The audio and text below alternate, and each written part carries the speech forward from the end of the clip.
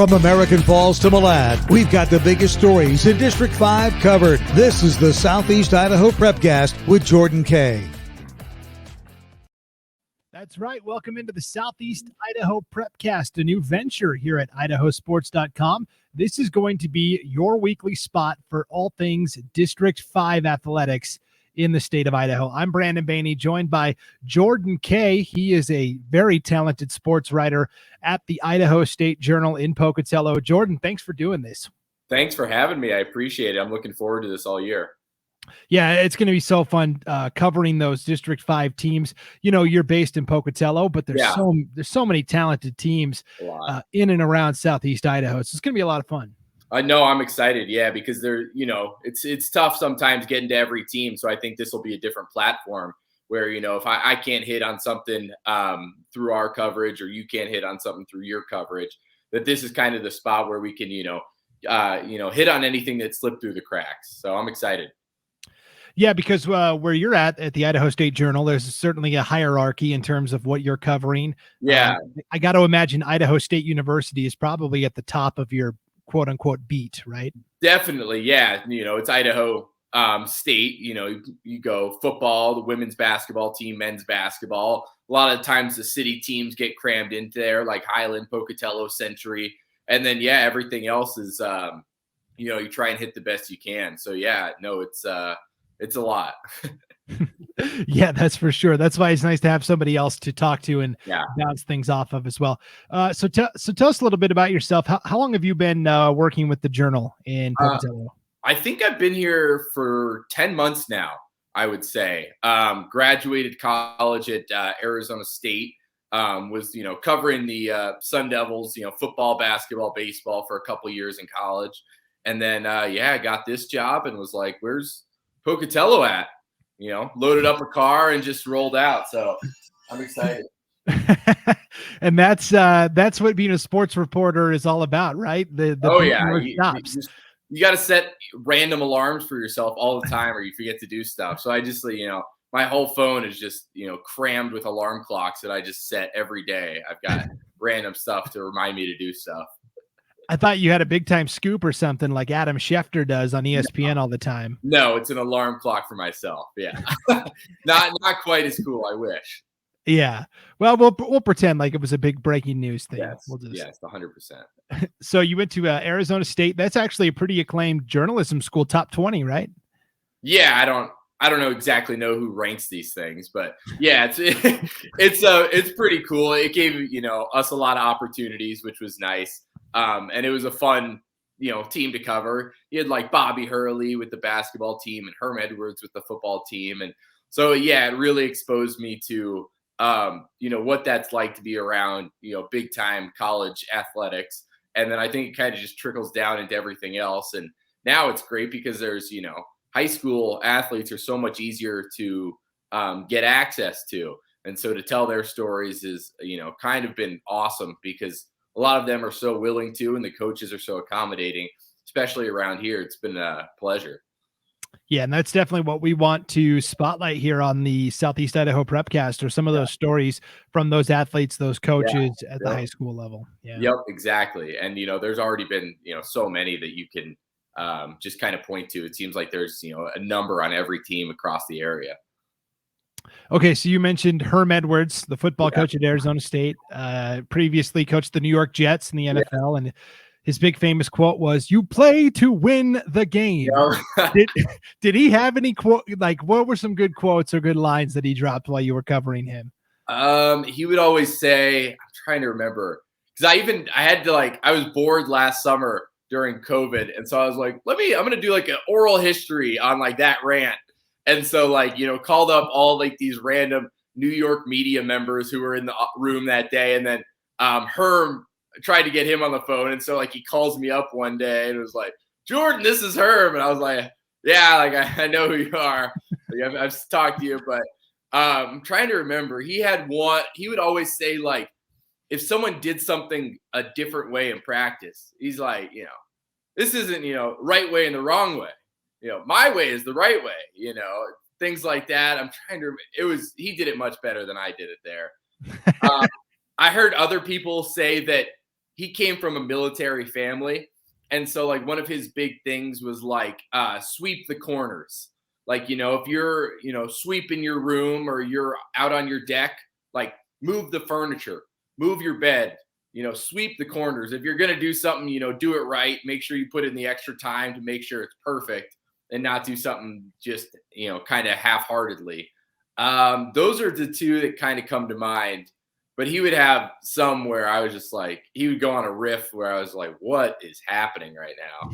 So there was a lot of that. Yeah. Yeah, he's been known to get off on a tangent or two. It'd be like one question. It's like 4 minutes long. You're like, whoa, what did we even start with?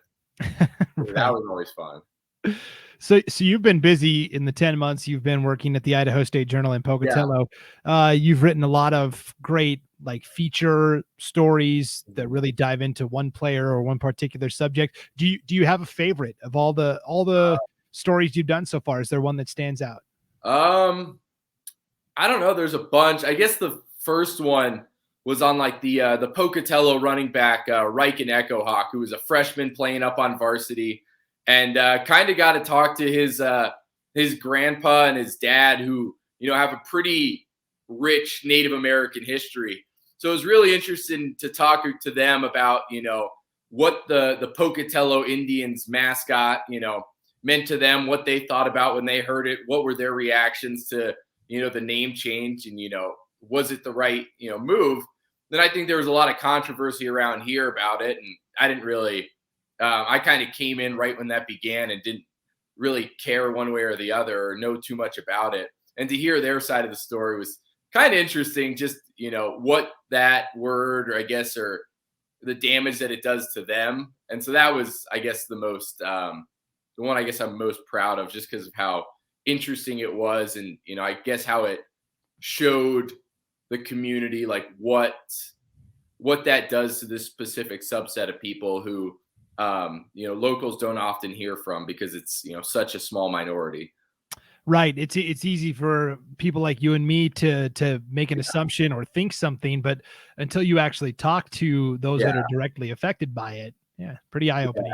Yeah. So that was interesting to hear their point of view, and then to kind of hear the background of like how Pocatello came to decide to actually change the name, because I mean, there's so many across the state, that have these nicknames, but they might not change it for years or forever or whatever. So it was interesting to see like why now was the right time for Pocatello to make the change. And so I guess they're gonna have to get new uniforms now. So that's the one interesting thing to come out of it. I saw the mascot. Yeah. Okay. I was gonna ask, have you seen the new logo? I haven't. I saw the mock-ups when they were like introducing all of them, but I don't think I've seen the new logo. Have you? Yes. Coach Dave Spillett, the head coach from Pocatello, sent me one. You know what? Next week when we hop on the Prepcast again, I will have it, and we'll put it up on the screen so we can see it. So is it like a buffalo head? Like, what does it look like? Yeah, it's kind of similar to the Buffalo Bills. Okay. In the NFL, with kind of a big P on it. So that's cool. But we'll do show and tell next week. I'll get the image and put it up because there's a couple of ways you can get this Prepcast each week. If you want the audio only, you can go to our website, IdahoSports.com. You can also download it wherever you get your podcasts. But if you want to see the video, you want to see us talking and what we look like, and sometimes we'll do video specific elements, you can go to the IdahoSports.com YouTube channel and also our Facebook page and see the actual videos. Next week we'll get that Pocatello logo loaded up, and we'll show it up on the screen, because yes, they changed their name from the Indians to the Thunder. The Pocatello Thunder. But you're right, go to Pocatello games and everyone's got on their Kevin Durant Oklahoma City or Shai Gilgeous-Alexander Thunder jerseys on. So I guess that'll be the interesting thing, how many Oklahoma City Thunder jerseys we spot at Pocatello games now. Right. Okay. So what do you think is going to be the song they run out to the very first time? Is it going to be Thunderstruck by AC/DC, or is it going to be like Thunder by Imagine Dragons, or Thunder Rolls Garth Brooks? You got a prediction here? I don't know if Thunder Rolls really gets me ready to run through a brick wall. It's more like, you get a box of Kleenex next to you and you start wiping away tears. I think you got to go Thunderstruck. I mean, that really just gets you in the mood. I'm ready to roll, when I hear Thunderstruck. You can do so many things with that. Cool light displays. So, yeah, I think you got to go Thunderstruck. But, maybe you switch it up and see how many songs you can get with thunder in them and do a montage. I don't know. Yeah, it'll be pretty cool, pretty exciting for sure. So you mentioned Pocatello and Reichen Echohawk, the sophomore running back who's going to be fantastic, and we'll dive more into specific teams and players and guys we're keeping an eye on next week.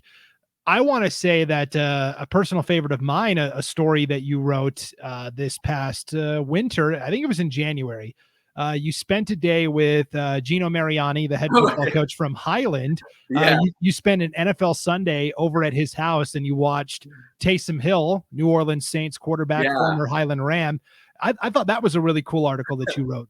Yeah, I was. I had actually was like trying to get it the week before when he was making his debut. And I just called up Gino, and he was all for it. And I was like, heck yeah! It didn't work that week, so we went the next week, and it was so interesting to see like what it's like to watch an NFL game with a coach like that. And he's like texting with his assistant coaches and they're writing down like plays. Like he's, diagramming stuff on the TV, pausing it, being like, no, you see this, the guard's pulling around here. Like, oh, I'm going to implement that. And like putting a note in his phone or texting his assistant coaches. And I was like, this is super interesting to hear that. And I wasn't around when Taysom Hill was in Pocatello and at Highland. And so to hear those old stories about how good he was and everything like that was super interesting. And to hear how dynamic of a guy he was from his high school coach. And man, Gino's a good cook. Gino's got some old Italian recipes.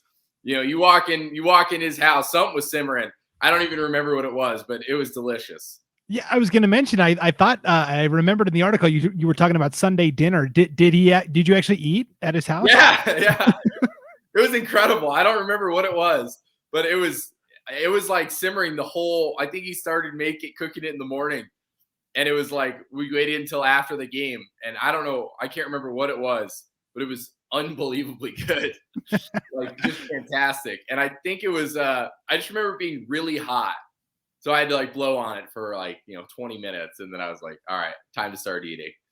That's fantastic. Yeah, that's how I am with soups and stuff too. I have to it has to get to room temperature for me. It's too hot. Well, I go to coffee shops around here. I'll order a coffee, take the lid off, and wait like 35 minutes before I start drinking it. So, it's kind of a prolonged stay. Yeah, my wife likes to make fun of me and my sensitive palate, quote unquote. Yeah, exactly. I don't like my tongue to be burned after I eat something.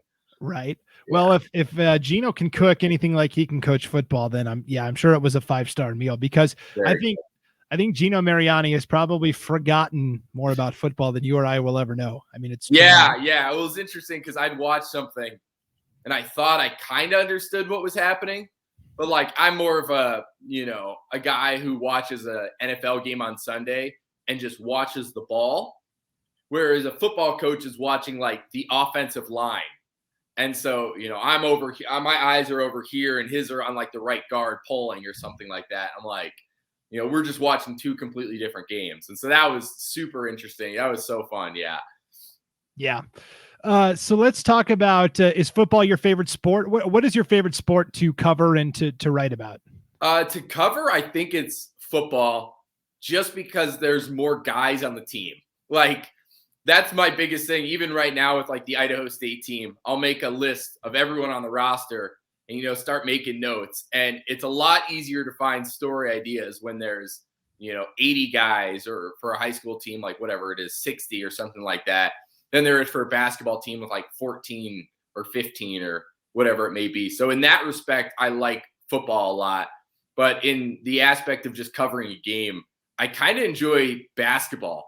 I mean, games get over quickly. I understand kind of exactly what's happening at all times. Like there's no real like inside baseball thing. With a football game, I could be like, oh, they didn't run the ball well, some blah, blah, blah. And it's like, well, you should have seen the scheme adjustment the defensive line had in the third quarter going to the fourth quarter.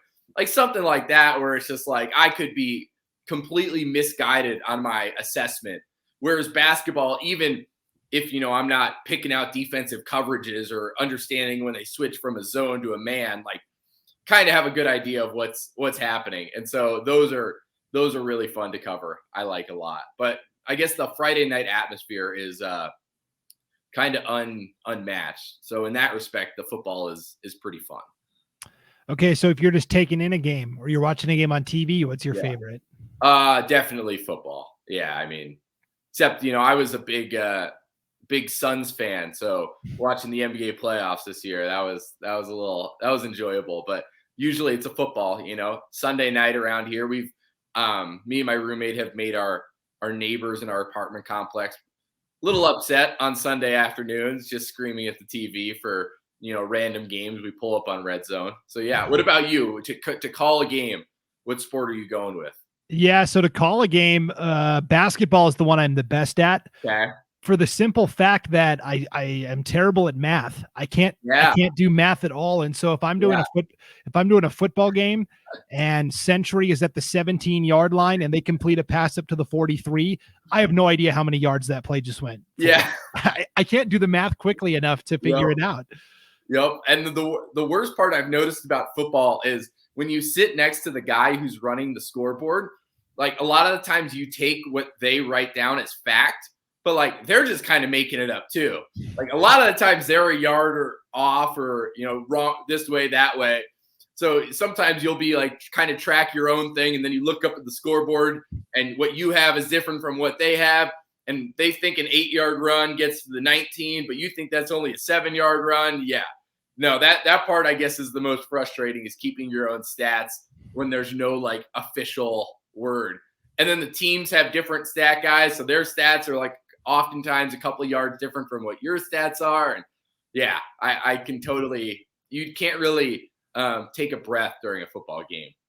Yeah, and basketball is a little easier because it's the points. It's a lot easier to keep track of who scored how many points as opposed to the yardage and all that stuff. Exactly. But I also really like baseball. I like watching baseball and broadcasting baseball as well, because there's more free time to like get into like stories and like weave in and out of the play. So exactly, and you can go talk to a kid or a coach before the game.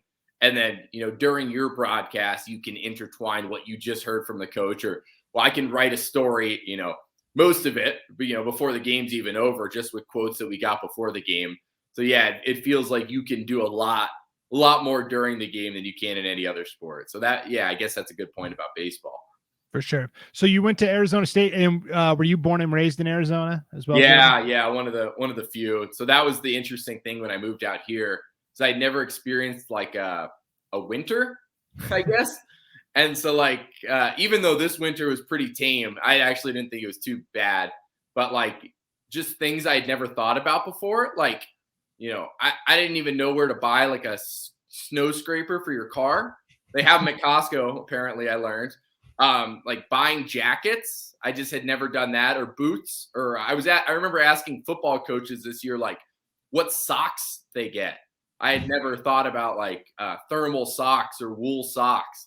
And so that was always a fun conversation, is like figuring out my fashion choices, like looking at the weather days in advance of like what I could wear to a game. And, do I need gloves or something like that, or a beanie? So that was weird, trying to discern how much clothing I needed on a particular day. Sure. Yeah. How does high school sports in Idaho compare to Arizona? In Arizona, there's obviously a lot more schools and teams, but I actually think, I don't know. I mean, the rivalries here pretty much stack up with anything you would get in Arizona. Like, it actually is probably more here because everything's so much closer. Like people at Pocatello and Highland, like, don't like each other a lot of the times, or don't like, their teams.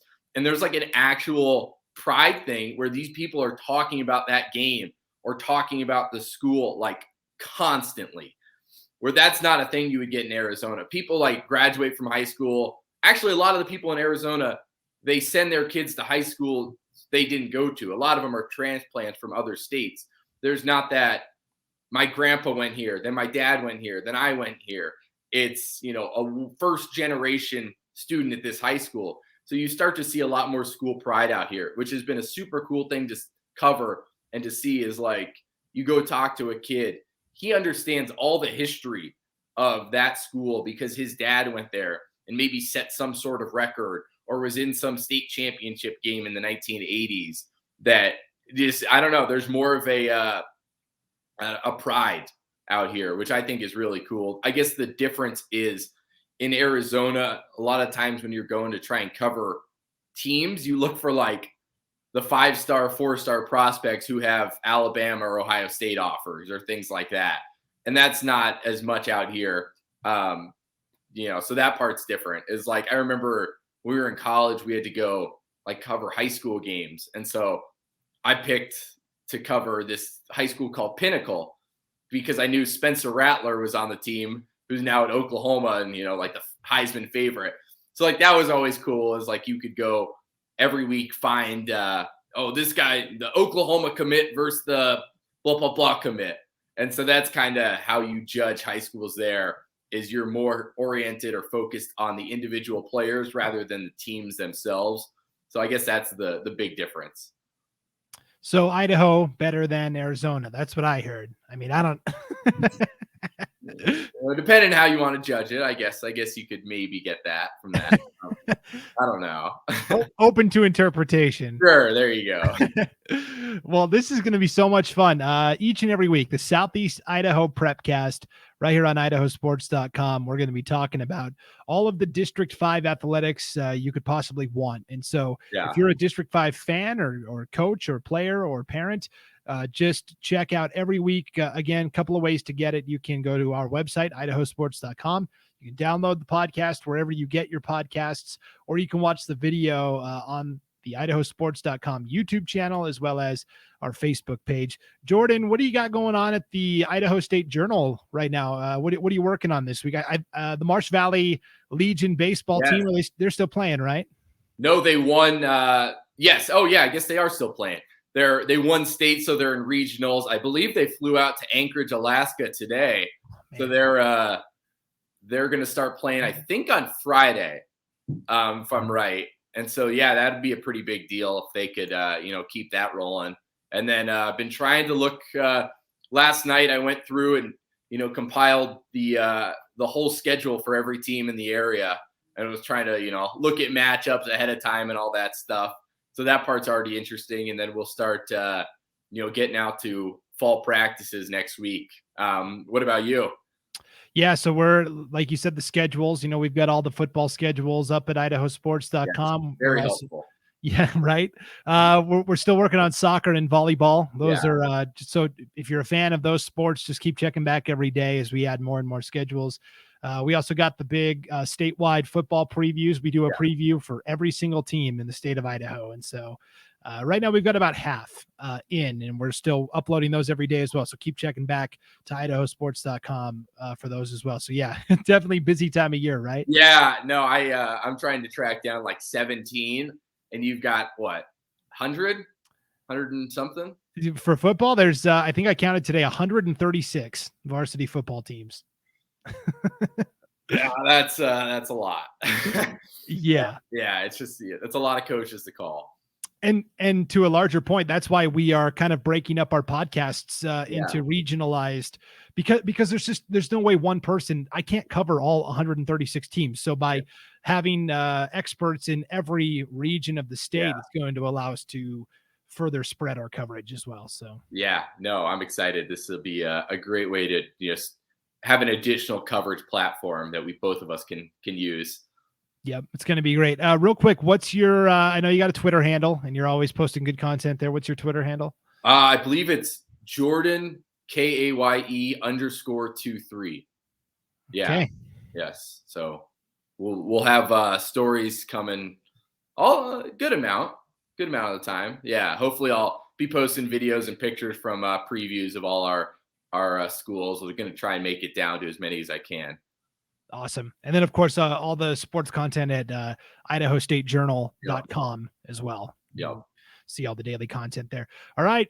For Jordan Kaye, I'm Brandon Bainey. Episode 1 in the books. Not too bad, right? Oh, yeah. It should only go up from here. That's right. We'll bring that Pocatello logo next week. So yes. Stay tuned for that. Until next time, thanks for watching and listening. Bye.